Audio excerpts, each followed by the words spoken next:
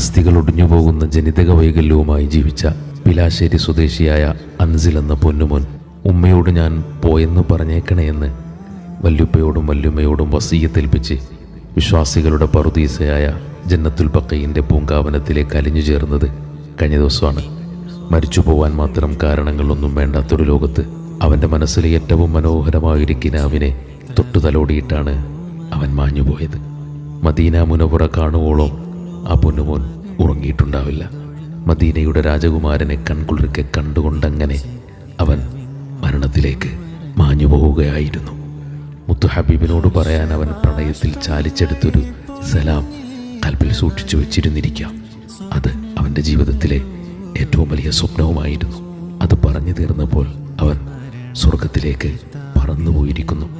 അവൻ സ്വർഗത്തിലേക്ക് വിരുന്നു പോകുന്നത് അത്രമേൽ ആഹ്ലാദത്തോടെ അവന് പറയാനുണ്ടായിരുന്നത്